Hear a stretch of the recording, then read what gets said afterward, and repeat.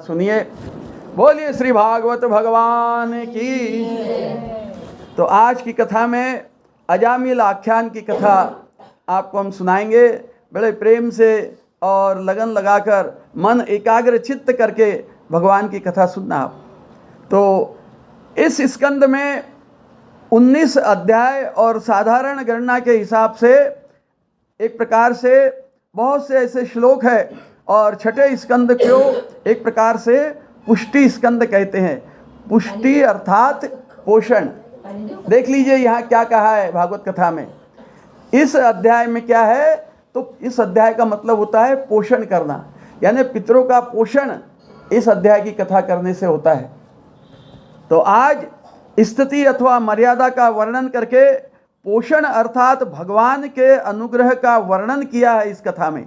और इस स्कंद में मनुष्य, देवता और दैत्य तीनों पर एक प्रकार से भगवान की अहैतुक अनुग्रह का निर्देशन किया गया है। अहैतुक एक शब्द आया यहाँ, अहैतुक, यानी भगवान की कथा और भगवान ये बिगर मतलब के ही अपने भक्तों पर कृपा बरसाते रहते हैं। और उनका नाम लिया तो फिर देखना ही क्या है, भगवान के नाम में सब कुछ समाया हुआ है। ये पूरा विश्व उसके नाम में समाया हुआ है, इसीलिए उससे बढ़कर कुछ नहीं है। तो जब भी हम कथा कीर्तन सुनने जाए, जहाँ बैठते हैं, पूरा मन उसमें रहना चाहिए, कहीं दूसरी जगह हमारा मन नहीं भटकना चाहिए, नहीं तो कथा में बैठकर कोई फ़ायदा नहीं है। तो आप लोग आए हैं, बहुत सुंदर तरीके से भगवान के यहाँ पर कथा चरित्र सुनाए जाएंगे। आप बड़े मन से उनका एक प्रकार से मनन करिए आप। तो मनुष्य में अजामिल एक प्रकार से महान दुराचारी और पापाचारी था। जो अजामिल नाम का व्यक्ति था ना, वो बहुत ही पापी था। कल ही हमने आपको बताया था थोड़े समय कल, और बहुत ही पापी था ये।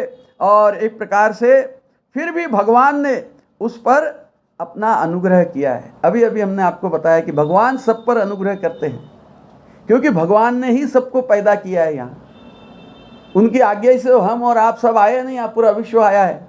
इसीलिए चाहे हम कैसे भी क्यों न हो, कितने भी खराब क्यों न हो, लेकिन भगवान हम पर अनुग्रह रखता है, कृपा दृष्टि रखता है। उसी प्रकार ये अजामिल पर भी रखा है भगवान ने, और उस पर भी महान अनुग्रह किया है। देवताओं में इंद्र के द्वारा गुरु का अपमान और विश्वरूप ब्राह्मण का वध हो गया था, परंतु भगवान ने उसको भी अपना लिया था। दैत्यों में व्रतासुर यह बड़ा ही भयंकर था, वह हाथी सहित इंद्र को निगल गया था। देखिए ऐसे ऐसे राक्षस होते थे पहले, हाथी सहित इंद्र को निगल गया व्रतासुर नामक राक्षस, और फिर भगवान ने उसे फिर भी अपना लिया था उसको। और इन आख्यानों से यह सिद्ध होता है, इन कथाओं से यह सिद्ध होता है कि भगवान कभी भी जाति पाति धर्म कर्म और आचार विचार पर दृष्टि न डालकर सारे जगत को एक समान अपनाने के लिए तैयार रहते हैं। भगवान के पास कोई जाति पाति नहीं, ये तो सब इंसान ने बनाई है। हल्की ऊंची जाति जो है ये सब हम लोगों ने ही बनाई है, इंसान नहीं बनाई है, भगवान ने नहीं बनाई है। देखिए रामचंद्र भगवान की आज जन्म की कथा आएंगी यहाँ। भगवान राम ने भी किसी से भेदभाव नहीं किया। वो तो राजा थे, राजा रामचंद्र थे, अयोध्या के राजा थे। इस संपूर्ण विश्व के, हाँ भजन करने वाले सामने आ जाइए बहन जी, आप सामने आ जाओ बहन जी, भजन करने वाले सामने बैठिए। तो देखिए भगवान राम जी की आज जन्म की कथा आएगी। राम जी ने भी किसी से, राजा होने के बावजूद भी, भगवान होने के बावजूद भी किसी से भेदभाव किया क्या? नहीं। जब 14 वर्ष का उनको वनवास हुआ तो वन के, हाँ भाई देखिए बिगर बोले बिगर शांति से बैठ जाइए जहाँ आते हो आप। कथा में डिस्टर्ब करना या नहीं अपराध होता है भगवान का। बिल्कुल शांति से बैठ जाइए जहाँ भी आते हो आप। तो भगवान राम जी को जब 14 वर्ष का वनवास हुआ, वो वन में गए, तो वन में हल्के से हल्के जाति के लोगों को भी भगवान ने गले लगाया है। भील है, भीलनी जाति की माता जी है, उनके मित्र थे भील समाज के। गरीब से गरीब हल्की से हल्की जाति के लोगों को भी भगवान राम ने अपना मित्र बनाया था, अपना सखा बनाया था। इसीलिए भगवान के पास कोई जाति भेद नहीं है, ये हम लोगों ने बनाया, सब इंसानों ने। तो इस प्रकार से आगे कहते हैं कि सारे जगत को एक समान अपनाने के लिए भगवान उद्यत है, यानी तैयार है। भगवान सबको उसी प्रकार अपनी कृपा दे रहे हैं जैसे सूर्य सबको अपना प्रकाश देता है। सूर्य नारायण भी तो भगवान ही है ना। वो जब प्रकाश देते हैं वो देखते हैं क्या कि ये हल्की जाति का है, इसको प्रकाश मत दो, ये अच्छी जाति के, इनको प्रकाश दो, ऐसा करते क्या भगवान? नहीं, बिल्कुल नहीं करते। सबको समान अपना प्रकाश देते हो। तो भगवान के पास कोई भी भेदभाव नहीं है। और इस प्रकार उस ईश्वर का स्मरण भजन ही नरक से बचने का एकमात्र साधन है। हम घर से बाहर निकलते या घर में भी घूमते फिरते हैं तो हमारे पैरों के नीचे भी कई जानवर आकर मर जाते हैं। छोटी छोटी चींटियाँ है, मूंगी है, मकोड़े है, अपने पैर के नीचे आके मरते हैं कि नहीं? तो उसका भी फल हमको भोगना पड़ता है। कल ही हमने आपको बताया था। इसीलिए उसका अगर प्रक्षालन करना है, प्रायश्चित करना है, तो उसके लिए आपको भगवान का भजन करना पड़ेगा। और हमने कल ही बताया था आपको कि जब आप रात को सोते हो ना, तो उस समय भगवान के सामने हाथ जोड़कर भगवान से कहना कि भगवान, मैंने आज जो भी पुण्य कर्म किए हैं वो सब आपको समर्पित है। भगवान को समर्पित कर देना और कहना कि मुझसे जो भी पाप हुआ है वो सब आपकी माया के कारण ही मुझसे पाप हुआ है। इसीलिए आज मेरे हाथ से जो भी पाप हुए वो भी मैं आपके चरण कमलों में समर्पित करता हूँ। भगवान के सामने समर्पित कर देना अपने अच्छे कर्म और बुरे कर्म सारे, तो फिर से हम नया जीवन प्राप्त कर लेते। रोज़ नया जीवन देते हैं भगवान हमको। इसीलिए भगवान के सामने क्षमा प्रार्थी कर लेना रात को सोते समय। और एक और हमने आपको तरीका बताया था, शायद नए लोग आए इसलिए फिर से बता देते हैं कि अगर आपको भगवान की कृपा चाहिए और चमत्कार देखना हो तो आप सिर्फ 2 महीने भगवान का नाम लीजिए। कैसे? कि जब भी आपके ऊपर सबसे ज़्यादा माता बहनों पर ही गृहस्थ की पूरी जिम्मेदारी रहती है। सबसे ज़्यादा गृहस्थ की जिम्मेदारी आप लोगों पर है। इस गृहस्थ संसार को किस प्रकार से कुशलतापूर्वक चलाना, ये माताओं का काम है भाई। पुरुष तो क्या है, कमाई करके ला देता है, आपके हाथ में दे देता है, लो भैया चलाओ तुम्हारा घर संसार। लेकिन माताओं को मालूम है कि कब और कितना खर्चा कौन से काम में करना है, कब कौन सा काम करना है, ये सब आप लोगों को बहुत अच्छी से समझता है। तो इसके लिए हम आपको बताते हैं कि भगवान की कृपा अगर आपको होना और आपको चमत्कार देखना है तो बिल्कुल आप 2 महीने ट्राई करके देख लीजिए। आपके जो भी इष्ट देव हो, चाहे भगवान हो या माता रानी हो, जो भी हो, जिसको भी आप मानते हो, आप निरंतर उनका नाम स्मरण अंदर ही अंदर चालू रखते रहिए आप। तो उससे क्या फ़ायदा होगा आपको कि आपके हाथ से कोई भी गलत काम नहीं होगा। आपके मुंह से कोई किसी के बारे में गलत बात नहीं निकलेंगी। किसी की चुगली है, ये है, वो है, जो माता बहनें न जाने क्या क्या बातें करते रहती है भाई। लेकिन जो सत्संग में आती है ना, वो माता बहनें नहीं करती है, क्योंकि उनको सत्संग में ज्ञान मिल जाता है, इसीलिए वो नहीं करते। जो नहीं आते ना सत्संग में, वो फिर दुनिया की बातें करते रहते हैं। इसीलिए कहते हैं कि सत्संग में आना चाहिए। सत्संग में आने से हमको जीवन जीने की कला मालूम पड़ जाती है। और ये सत्संग स्थल क्या है? तो एक प्रकार से पाठशाला है सबके लिए। जिस तरह हम छोटे छोटे बच्चों को कैसे स्कूल में भेजते हैं, आजकल केजी में भेजते हैं, इंग्लिश क्लास में भेजते हैं, हिंदी स्कूलों में भेजते हैं, तो वहाँ बच्चों को पढ़ा लिखा कर होशियार बनाते कि नहीं? उसी प्रकार ये हम सबके लिए ये जो कथा स्थल है ना, ये भी एक प्रकार से हमारे लिए सबके लिए पाठशाला है। किस प्रकार जीवन जीना, किस प्रकार हमने भगवान का नाम लेकर हमारे जीवन को धन्य करना और ऊपर की कमाई करना, ये हमको कथा सत्संग में मालूम पड़ता है। क्योंकि जितना भी हम यहाँ काम करते हैं, कमाते हैं, धमाते, ये सब यहीं के लिए, इस लोक के लिए, इस मृत्यु लोक के लिए। जब हम जाते हैं तो कुछ लेकर जाते हैं क्या?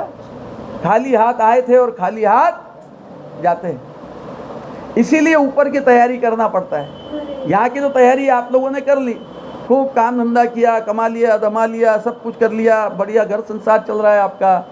मगर जब हम यहाँ से ऊपर जाएंगे, हमारा जब राम नाम सत्य हो जाएगा, जब हम ऊपर जाएंगे तो वहाँ पर भी फिर चित्रगुप्त हमारा बही खाता खोल कर देखता है हमारे नाम का कि भाई इन माता जी ने या ये भाई जो अभी आए हैं, यमराज जी कहते चित्रगुप्त जी खोलिए इनका बही खाता। और उनके बही खाते में हम सबकी कर्म कहानी लिखी रहती है उसमें कि हमने कितना पुण्य किया है, कितना पाप किया है। और वो जब देखते हैं तो बताते हैं कि भाई इनका इतना पुण्य है और इतना पाप है। तो उनसे पूछा जाता है पहले मर के जाने वालों को कि भाई बोलिए आपको पहले कौन सा सुख भोगना है या दुख भोगना है, यानी नरक में पहले जाना है या स्वर्ग में पहले जाना है सुख भोगने के लिए। जो कुछ आपकी इच्छा होती है आप बताते हो वहाँ। अगर ज़्यादा खूब ज़्यादा अगर हमारे पाप ही पाप होंगे और पुण्य कुछ होगे ही नहीं तो बस फिर नरक में ही जाना पड़ेगा, स्वर्ग के तो दर्शन ही नहीं होंगे। इसीलिए कहते हैं कि भगवान का नाम हमेशा आप चालू रखिए अपने अंदर ही अंदर, जिससे आपके ऊपर उसकी अहेतु की कृपा बनी रहेगी। दुनिया के काम करिए, काम करने के लिए मनाही नहीं है आपको, लेकिन अंदर ही अंदर उसका नाम रटते ही जाइए। बोलना नहीं है, अंदर ही अंदर, बस किसी को मालूम न पड़े। क्योंकि गुरु जो मंत्र दे देते हैं ना हमको, किस किस ने गुरु बनाए बताओ भैया, हाथ उठाइए, किस किस ने बनाए गुरु? हाँ, तो गुरु ने कुछ मंत्र दिया होगा ना आपको, आप पढ़ते हैं कि नहीं रोज? कैसे पढ़ते हैं बताइए? जोर से बोलकर पढ़ते हैं या मन ही मन में पढ़ते हैं?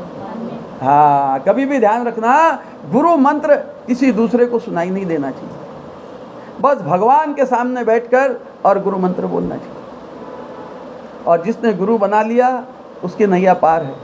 गुरु अवश्य बनाना चाहिए, मगर ये ज़माना अब कई ऐसे गुरु आ गए हैं, नकली गुरु आ गए, बस उनको पैसा होना। बड़े बड़े महात्मा यहाँ आते हैं कथावाचक, 2 दिन बाद में बस घोषणा कर दी जाती है कि कल महाराज जी कथावाचक यहाँ पर शिष्य बनाने वाले हैं।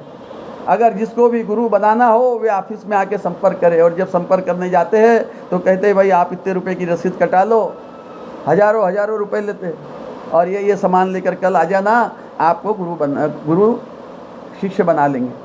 और इस प्रकार से थोक के भाव में वहाँ पर शिष्य बनाते हैं गुरु जी। वो गुरु को भी नहीं मालूम रहता कि मैंने कितने शिष्य बनाए हैं। और इस प्रकार से हजारों के तादाद में शिष्य बना लिए जाते हैं, क्योंकि आज के ज़माने में गुरु जी को बस पैसा ही होना और कुछ नहीं होना। लेकिन ये अपराध है, बहुत बड़ा अपराध है ये। कैसे अपराध है कि अगर हमने किसी को गुरु बना लिया और अगर समझो कभी हमारे पर आपत्ति आती है कभी न कभी जीवन में, और ऐसी आपत्ति आती है कि हमको कुछ सुधरने नहीं देती, वो हमारा दिमाग काम नहीं करता है, क्या करना क्या नहीं करना, कोई दिमाग काम नहीं करता है, एकदम हम दुविधा में फंस जाते हैं। तो ऐसे समय में फिर गुरु की याद आती है कि चलो हमने गुरु बनाया था भाई, वो गुरु जी के पास चलते हैं और हमारे ऊपर जो समस्या आई है, आपत्ति आई है, हम उसका उनसे निराकरण करवा लेंगे। इसलिए तो गुरु बनाए जाते हैं ना। तो वो बेचारा जहाँ वो गुरु रहते हैं, चाहे वो कहाँ हरिद्वार रहे या उत्तराखंड में रहे या हरिद्वार में रहे या मथुरा वृंदावन में रहे, तो गुरु जी के पास जाता है बेचारा बड़े मुश्किल से, और जाता है तो आजकल वहाँ जो गुरु के आश्रम है सब हाईटेक आश्रम बन गए गुरुओं के। जे गेट रहता है ना वहीं पे बिल्कुल कैमरे फिट है आजकल, और वहाँ गुरु जी देख लेते कि कौन सा शिष्य आ रहा है, गरीब आया कि अमीर आया। अगर गरीब आया होगा तो वहीं से वो फ़ोन कर देते जो चौकीदार रहता है उसको कि भाई बोल दे गुरु जी यहाँ नहीं है, बाहर गाँव में। और बेचारा इतने मुश्किल से वहाँ गया गुरु से मिलने, अपनी आपत्ति का निराकरण करने, उसको जवाब मिल जाता है कि यहाँ गुरु जी है नहीं।